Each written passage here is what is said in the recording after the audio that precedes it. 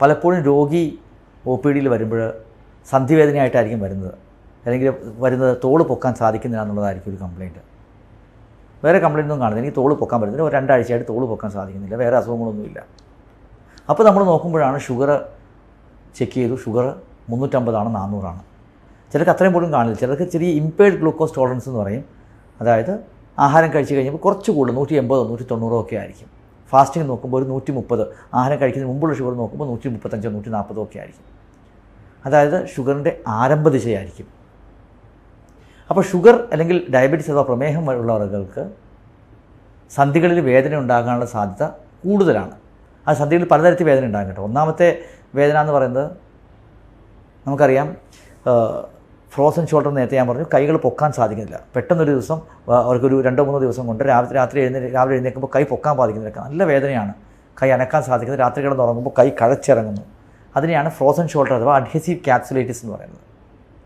അതുപോലെ ഉണ്ടാകുന്ന വേറൊരു മാനിഫെസ്റ്റേഷൻ ഷുഗറുള്ള ആളുകളുടെ സന്ധികളിൽ വേദന ഉണ്ടാകും. അത് എസ്പെഷ്യലി ഉണ്ടാകുന്നത്, ഇത് ഫ്രോസൺ ഷോൾഡർ ഉണ്ടാകുന്ന ഷുഗർ കൂടുന്ന ഘട്ടത്തിലോ ഷുഗർ അൺകൺട്രോൾഡ് ആയ ആളുകളിലൊക്കെയാണ് ഉണ്ടാകുന്നത്. വേറൊരെണ്ണം എന്ന് പറഞ്ഞാൽ ലിമിറ്റഡ് ജോയിൻറ്റ് മൊബിലിറ്റി. അതായത് കൈകൾ മടക്കാൻ പറ്റുന്നില്ല ഇവർക്ക്. കൈകൾ മടക്കുമ്പോൾ നല്ല വേദനയാണ്. അല്ലെങ്കിൽ കൈ ഇങ്ങനെ നമസ്കരിക്കുമ്പോഴേ കയ്യിൽ ഇങ്ങനെ വിട വരും. സാധാരണ ആളുകൾ ഇങ്ങനെയല്ലേ വയ്ക്കുന്നത്, ഇവർ വയ്ക്കുമ്പോൾ ഇങ്ങനെയായിരിക്കും വരുന്നത്. ഇങ്ങനെ കൈ അടുപ്പിക്കാൻ സാധിക്കില്ല. അതുപോലെ ഡയബറ്റിക് കൈറോ ആർത്രോപ്പതി എന്ന് പറഞ്ഞാൽ സന്ധികളിൽ വേദന ഉണ്ടാകുന്ന, സന്ധികളിലെ വഴക്കം കുറയുന്ന ഒരു കണ്ടീഷനും ഇവർക്കുണ്ടാകാം. അതുപോലെ കുറേ നാളുകൾ ഷുഗറുള്ള ആളുകൾ ഉണ്ടാകുന്ന വേറൊരു പ്രധാനപ്പെട്ട പ്രശ്നമാണ് ചാർക്കോട്ട്സ് ആർത്രൈറ്റിസ് എന്ന് പറയും. ചാർക്കോട്ട്സ് ആർത്രൈറ്റിസ് എന്ന് വെച്ചാൽ നമ്മുടെ ഷുഗർ കൂടിയിട്ട് കാലിലോട്ടുള്ള ഞരമ്പുകൾ വർക്ക് ചെയ്യില്ല, നെർവ്സ് വർക്ക് ചെയ്യില്ല. ന്യൂറോപ്പതി, ഡയബറ്റിക് ന്യൂറോപ്പതി എന്ന് പറയുന്ന പ്രശ്നം ഉണ്ടാകും. അവർക്ക് കാലിൽ പെരുപ്പൊക്കെ കാണും. അങ്ങനെ വന്നു കഴിയുമ്പോൾ ആങ്കിൾ ജോയിൻറ്റിലാണ് ഈ കൂടുതലായിട്ട് ഈ വേദന കാണുന്നത്. ഈ ആങ്കിൾ ജോയിൻറ്റിൽ എല്ലുകൾക്കുള്ള പതുക്കെ ഞരമ്പുകളുടെ സപ്ലൈ കുറയുമ്പോൾ ആ എല്ലുകൾ പൊടിഞ്ഞു പോകുന്നതാണ് ഈ ചാർക്കോട്ട്സ് ആർത്രോപ്പതി. എക്സ്റേ എടുത്തു കഴിഞ്ഞാൽ ഈസി ആയിട്ട് നമുക്ക് മനസ്സിലാകും. അപ്പോൾ പറഞ്ഞു വന്ന കാര്യം എന്ന് വെച്ച് കഴിഞ്ഞാൽ ഏറ്റവും കോമൺ ആയിട്ട് കാണുന്നത് ഞാൻ നേരത്തെ പറഞ്ഞല്ലോ, കൈയുടെ ഈ വേദനയാണ്. ഫ്രോസൺ ഷോൾഡറാണ് ഏറ്റവും കോമൺ ആയിട്ട് നമ്മൾ OP കാണുന്നത്. പലപ്പോഴും ഇവർക്ക് ഷുഗർ ഉണ്ടെന്ന് പോലും ഇവർക്ക് അറിയില്ല. അല്ലെങ്കിൽ ഷുഗർ ഉണ്ടെങ്കിൽ തന്നെ റീസെൻ്റായിട്ട് അൺകൺട്രോൾഡായി പോയി കാണും. പെട്ടെന്ന് കുറച്ചൊരു അൺകൺട്രോൾഡായി കഴിയുമ്പോഴാണ് ഈ ഫ്രോസൺ ഷോൾഡറോ അഡ്ഹസീവ് ക്യാപ്സുലൈറ്റിസ് വരുന്നത്. ഇത് വളരെ എളുപ്പത്തിൽ നമ്മൾ ചികിത്സിക്കാവുന്ന ഒരു അസുഖമാണ്. പലപ്പോഴും ഒന്നാമത്തെ കാര്യം ഇത് എന്താണെന്ന് കണ്ടുപിടിക്കണം. പലപ്പോഴും അതിടെയാണ് പലപ്പോഴും ആൾക്ക് തെറ്റ് പറ്റുന്നത്.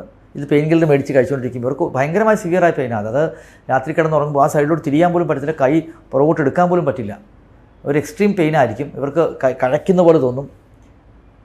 ഇത് ചെറിയ അൾട്രാസൗണ്ടോ ചെറിയ സ്കാനോ ചെയ്ത് കഴിഞ്ഞാൽ കാണുമ്പോൾ തന്നെ പലപ്പോഴും നമുക്ക് ഫ്രോസൺ ഷോൾഡറാണെന്ന് മനസ്സിലാകും. അൾട്രാസൗണ്ടോ MRI ചെയ്ത് കഴിഞ്ഞാൽ അത് കൺഫേം ചെയ്യാൻ സാധിക്കും.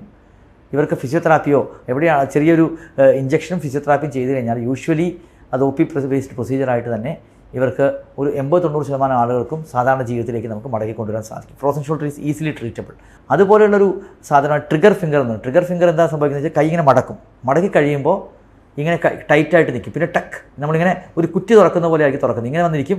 പിന്നെ ബാക്കി എല്ലാം നിവരും, ഈ എല്ലാം നിവരും, പക്ഷേ ഈ നിവര് മാത്രം നിവരില്ല. ഇത് ടക്ക് എന്ന് പറഞ്ഞാൽ ഒരു ട്രിഗർ പോലെ.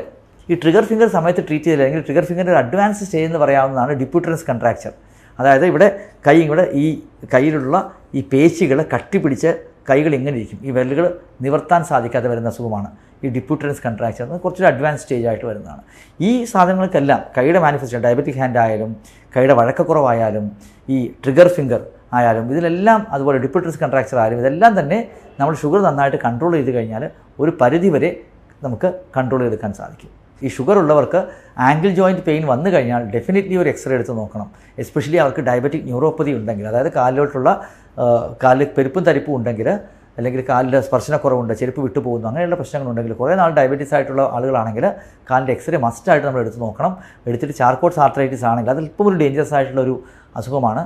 അതിനൊരു ഇഞ്ചക്ഷൻ എടുത്ത് നമ്മുടെ എല്ല് പൊട്ടിപ്പോകുന്നത് പ്രിവെൻറ്റ് ചെയ്യാനുള്ള ഇഞ്ചക്ഷൻസ് ഒക്കെ ഇപ്പോൾ അവൈലബിൾ ആണ്. പക്ഷേ ഉള്ളി തിങ്സ് ടൈംലി ഡിറ്റക്ട് ചെയ്യണം. പലപ്പോഴും നമ്മൾ ഡിറ്റക്ട് ചെയ്യുമ്പോൾ ആ എല്ല് മൊത്തം പൊടിഞ്ഞു പോയ ശേഷമായിരിക്കും നമ്മൾ ഡിറ്റക്ട് ചെയ്യുന്നത്. അതിന് മുമ്പ് തന്നെ നമ്മൾ ഡിറ്റക്ട് ചെയ്യാൻ സാധിക്കണം. ഇതുവരെ ഞാൻ പറഞ്ഞു വന്നത്, ഒരാൾ സന്ധികളിൽ വേദനയായിട്ട് വരുന്നു, ടെസ്റ്റ് ചെയ്തപ്പോൾ ഷുഗർ ഉണ്ടെന്ന് നിങ്ങൾ കണ്ടുപിടിക്കുന്നു, ഷുഗറിന് ട്രീറ്റ് ചെയ്യുന്നു, അയാളുടെ എന്താണ് രോഗനിർണ്ണയം നമ്മളടുത്ത് മുന്നോട്ട് പോകുന്നു. മറ്റേ സൈഡ് എന്ന് വെച്ച് കഴിഞ്ഞാൽ എന്താണ്, ഒരാൾക്ക് വാതരോഗമുള്ള ഒരാളാണ്. വാതരോഗമുള്ള ഒരാൾക്ക് ഷുഗർ കൊണ്ടുണ്ടാകുന്ന പ്രശ്നങ്ങൾ, അത് റീസെൻ്റായിട്ട് കണ്ടുപിടിച്ച കുറേ കാര്യങ്ങളാണ്. വാതരോഗികൾക്ക് ഒന്ന് ഡയബറ്റീസ് ഉണ്ടെങ്കിൽ അവരുടെ അസുഖം പൊതുവെ കൺട്രോൾ ആകാൻ കുറച്ച് ബുദ്ധിമുട്ടാണ്. കാരണം എന്താണ്, ഒന്ന് ഇവർക്ക് ഡയബറ്റീസ് ഉള്ള സമയത്ത് അവർക്ക് കുറച്ച് ബോഡിയിൽ ഇൻഫ്ലമേഷൻ കാണും, നീർക്കെട്ട് കാണും, അല്ലെ ഓൾറെഡി സട്ടിലായിട്ടുള്ള ഇൻഫ്ലമേഷൻ ഡയബറ്റീസ് കാരണം വരും. അപ്പോൾ ഇവരുടെ അസുഖം കൺട്രോൾ ചെയ്യുന്നതോടൊപ്പം തന്നെ ഷുഗറും നല്ല രീതിയിൽ കൺട്രോൾ ചെയ്തുകൊണ്ട് പോകണം. ഒന്ന് നമുക്കറിയാം, പലപ്പോഴും ആർത്രൈറ്റിസ് യൂസ് ചെയ്യുന്ന രോഗികൾ മരുന്ന് ഇമ്മ്യൂണോ മോഡുലേറ്ററി മരുന്നുകളാണ്. ആ ഇമ്മ്യൂണോ മോഡുലേറ്ററി മരുന്നുകൾ കഴിക്കുമ്പോൾ ഇൻഫെക്ഷൻ റിസ്ക് കുറച്ച് കൂടും. അവർക്ക് ഡയബറ്റീസ് കൂടി ഉണ്ടെന്ന് പറ്റും, ഇൻഫെക്ഷൻ റിസ്ക് വളരെ കൂടുതൽ കൂടും. ഒരു വാതരോഗിക്ക് ഹൃദ്രോഗത്തിൻ്റെ ചാൻസ് പലപ്പോഴും ലൂപ്പസിനൊക്കെയാണ് 10-20 ഇരട്ടിയാണ്, റുമറ്റോയ്ഡ് ആർത്രൈറ്റിസിന് 2 മുതൽ 3 ഇരട്ടിയാണ്. പക്ഷേ ഈ നമ്മുടെ ഷുഗർ കൂടി ഉണ്ടെങ്കിൽ ആ റിസ്ക് 10 മടങ്ങാകുകയാണ്. അപ്പം ഷുഗർ കൺട്രോൾ ചെയ്യുക, ഒരു HbA1c, അതായത് 3 മാസത്തെ കൺട്രോൾ ചെയ്യുന്ന 3 മാസത്തെ ടെസ്റ്റ്, ഷുഗറിൻ്റെ കൺട്രോൾ എങ്ങനെയുണ്ടെന്ന് നോക്കുന്ന ടെസ്റ്റാണ് HbA1c. അത് ഒരു 6-6.5 താഴെ വെക്കുകയാണെങ്കിൽ ഒരു വലിയ പരിധി വരെ നമ്മൾ സേഫാണ്. അപ്പം എപ്പോഴും നിങ്ങൾ ഷുഗർ ഒരു 3 മുതൽ 6 മാസത്തിൽ ചെക്ക് ചെയ്യണം. അത് ചെക്ക് ചെയ്ത് ഇത് കൺട്രോളിലാണെന്ന് നോക്കണം. അപ്പോൾ 2 തരത്തിലും ഷുഗർ വാതരോഗികൾക്ക് വരുന്നത് പ്രശ്നമാണ്, അതുപോലെ ആർത്രൈറ്റിസ് ആയിട്ട് വരുന്നവർക്ക് ഡെഫിനറ്റ്ലി ഷുഗർ ഉണ്ടോ എന്ന് നമ്മൾ ചെക്ക് ചെയ്ത് നോക്കുകയാണ്.